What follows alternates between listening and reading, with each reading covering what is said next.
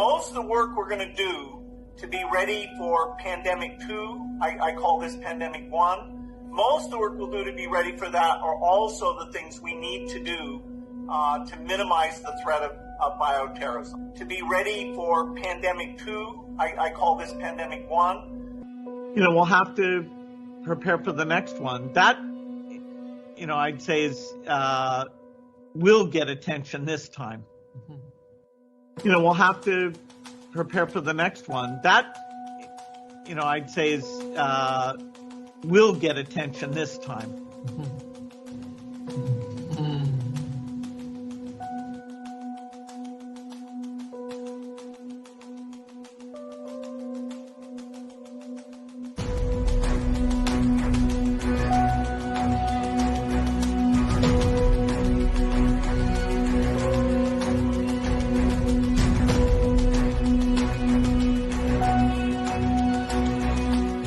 Expliciet werk je al om ons in ieder geval op weg te helpen mocht er een tweede pandemie komen. Maar eigenlijk als ik goed volg wat je al jaren zegt, dan is de kans dat een tweede pandemie komt heel erg groot. Ja, daar is wel consensus over. Dat is ook, het staat ook al een tijd lang in het 10-jarenplan van de Wereldgezondheidsorganisatie. 10-jarenplan van de Wereldgezondheidsorganisatie. Dus daar stond, bereid je voor de komende 10 jaar, er gaat een grote infectieziektecrisis komen. Nou, dit was jaar 1.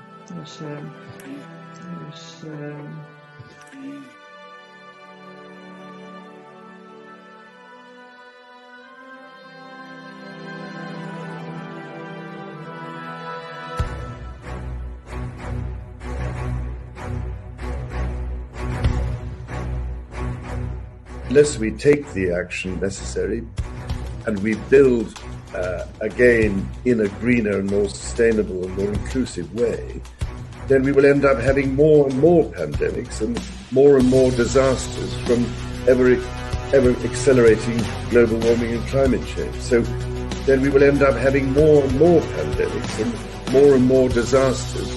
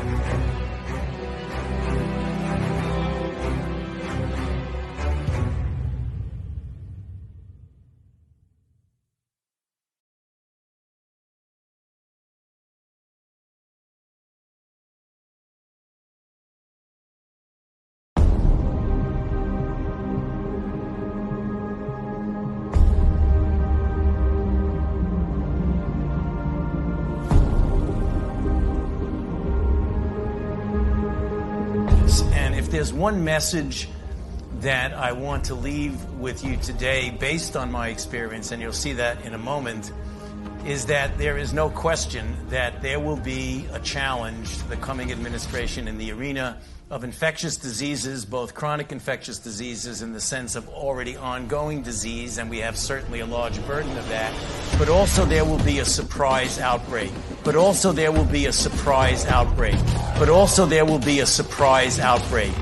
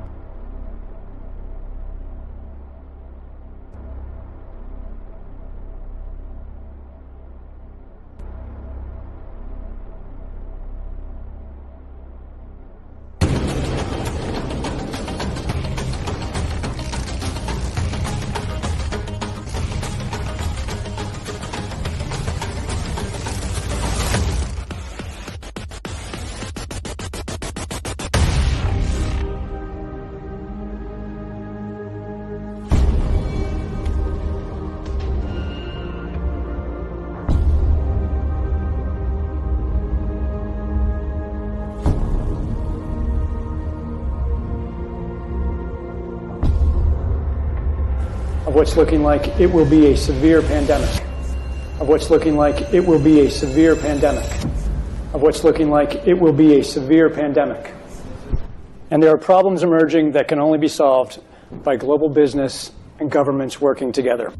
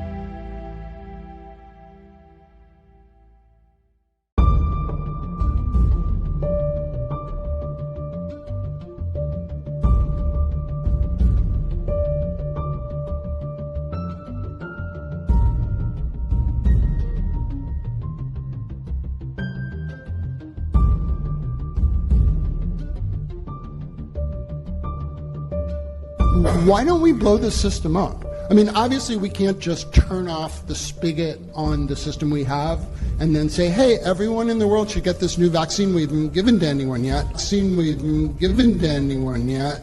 But there must be some way. There might be a need or even an urgent call for an entity of excitement out there that's completely disruptive, an entity of excitement out there that's completely disruptive, that's not beholden to bureaucratic strings and processes. But it is not too crazy to think that an outbreak of a novel avian virus could occur in China somewhere. We could get the RNA sequence from that an outbreak of a novel avian virus could occur in China somewhere.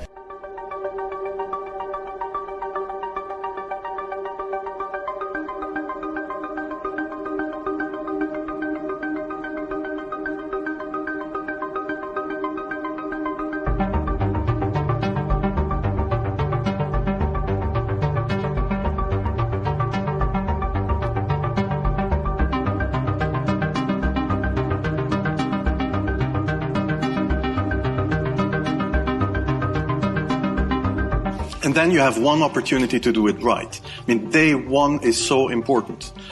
In day one, you start your communication with the press, with the people, and you have to do it right. I mean, you have to go for one voice, one message. You have to be omnipresent that first day or the first days, so that you attract the media attention. You make an agreement with them that you will tell them all, and if they call, you will pick up the phone. When you do that, then you can profit from these early days to get complete carpet coverage of the field, and they're not going to search for alternative voices. voices there, and they're not going to search for alternative voices there. I used there Sir Donaldson's quote, where he said that in the UK, by the peak of the epidemic, 40 people would die per day at the end of the summer.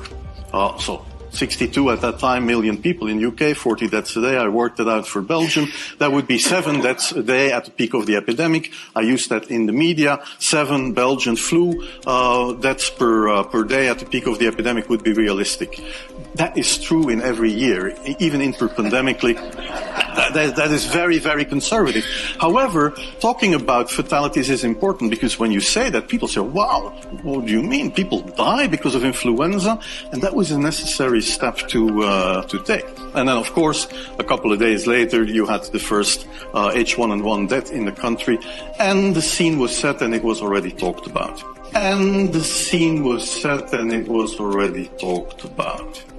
And then you had to pick who is going to be vaccinated first. And then, well, women and children first, whatever. I mean, risk groups, they were important. And then I misused the fact that the top football soccer clubs in Belgium inappropriately and against all agreements vaccinated they made their soccer players priority people. So I said I can use that. Because if the population really believes that this vaccine is so desirable that even the soccer players would be dishonest to get their vaccine, I said, okay, I can play with that. So I made a big fuss about this. This is Van Ranst is raving mad. But it worked.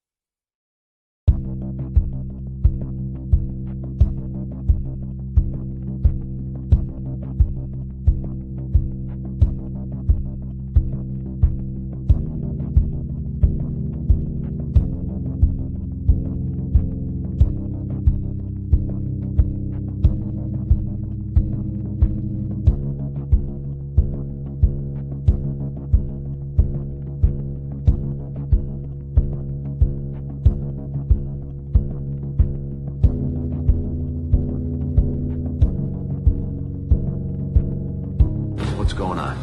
Just let me think about where to start. Well, he saw something. What is it? I saw a virus. I think. Some kind of disease. A virus? Like what? Like SARS?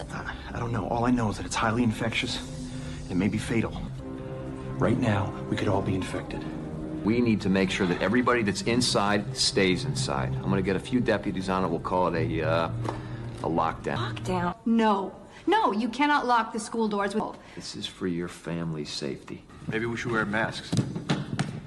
I'm gonna swab the inside of your mouth with this little Q-tip.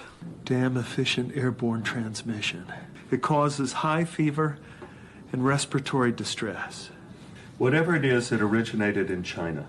I'm authorizing a quarantine on everyone who's come in contact with a symptomatic person. This is your virus. I'm sorry, but there's no cure for that.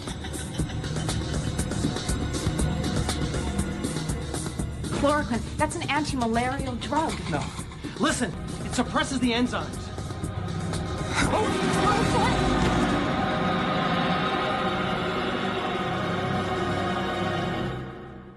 Welcome back, you damn fool.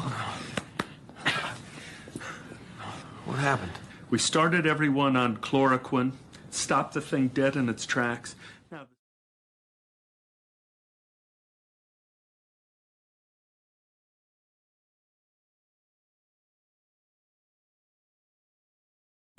I wish I wasn't afraid all the time, but I am.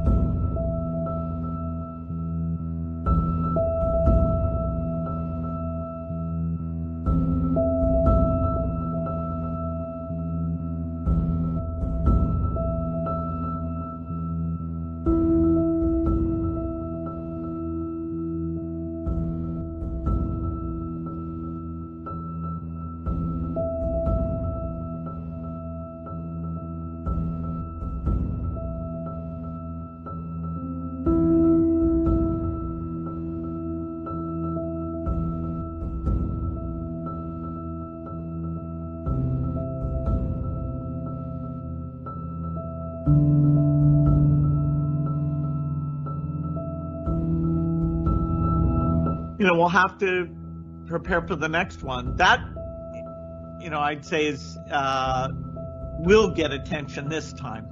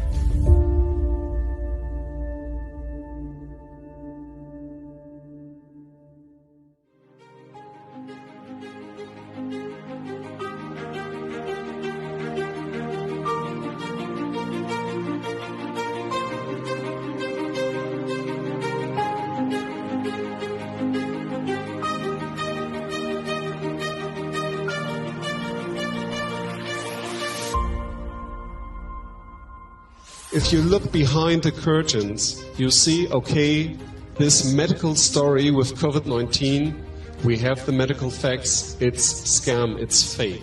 So we need to ask who gets the benefit out of this and who has got the power to create this fake. Well, and the target, these are you. You, the citizens, you and the economy. It's about the economy.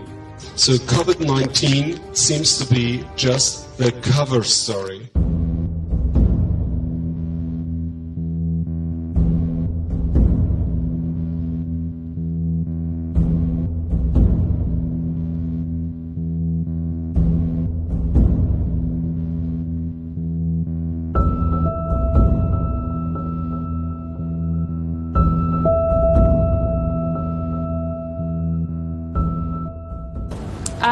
We will be looking at what contact tracing looks like in the New World Order.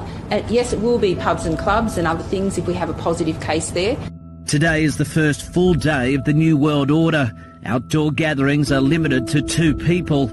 Exercise is allowed, but no further than a 10-kilometre radius from your home. Browsing in shops is not permitted. Only one person per household may leave to do essential shopping. And from tomorrow, funerals are limited to 10 people. So you can expect that we will have transmission from time to time, and that's just the way it is. We've got to accept that this is the new world order. We've got to accept that this is the new world order. The new world order. Our army comes marching in, partnering with police to help enforce the country's tough new quarantine laws. And also the new world order that will come into force at 12 p.m, at midnight tonight. New restrictions on various businesses, Davidess. We need to get used to being vaccinated with COVID vaccines for the future. I want to be straight with you. There will be no return to the old normal for the foreseeable future. I repeat, there will be no return to the old normal for the foreseeable future. So people assume we are just going back to the good old world which we had, and everything will be normal again in how we are used to normal, in the old fashion. This is, let's say, fiction. It will not happen. A vaccine on its own will not end the pandemic. Surveillance will need to continue. People will still need to be tested, isolated, and cared for. Contacts will still need to be traced and quarantined. And that's just the way it is. We've got to accept that this is the new world order.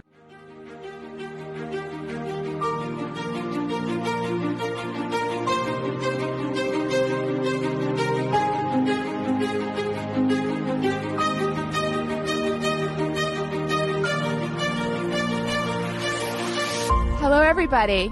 I'm Dr. Simone Gold. I'm a board-certified emergency physician and the founder of America's Frontline Doctors. I'm also a Stanford University educated attorney, and we've come back with some of my group for the second White Coat Summit. We're here to speak to America just like we did on July 27th. At that time, we brought the American people truth and hope and optimism, and we're here to give you more truth and more reasons to be optimistic and to not live in fear. There continues to be a great deal of disinformation and outright censorship. Since our summit, the censorship, unfortunately, has gotten worse. Because of that, we've established a website, America's Frontline Doctors, where you can find the truth, where the truth is not censored. We have contact with 87,000 nurses that do not want the vaccine. There's no reason for panic. Also in the medical practice, there's no reason for panic. The panic is created by these false positive PCR tests. 89% until 94% of those PCR tests are false positive. They don't test for the COVID-19, and also the rest is false negative. So we have to look at clinics. We have to start looking at clinic. Medical doctors have to stop looking at those tests. That's very important. Let's go back to the clinics and to the facts.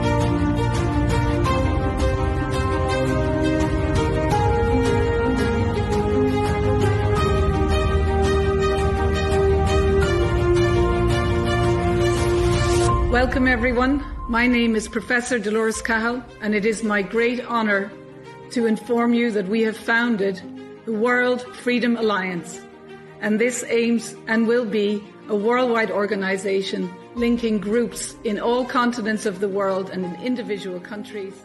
We have a group in 20 countries. It's called comusaf.com. So it is, there are more than 4,000 doctors using it in more than 22 countries, I have to say, exactly now. The lawyer group is getting very big. We have even a commissioner of the human rights, doctors inside that are from the Human Rights Commission, and professors from universities of international law. So there are very high class ones, and it would be great to have more lawyers in there as well as doctors. So any doctor and any lawyer is welcome.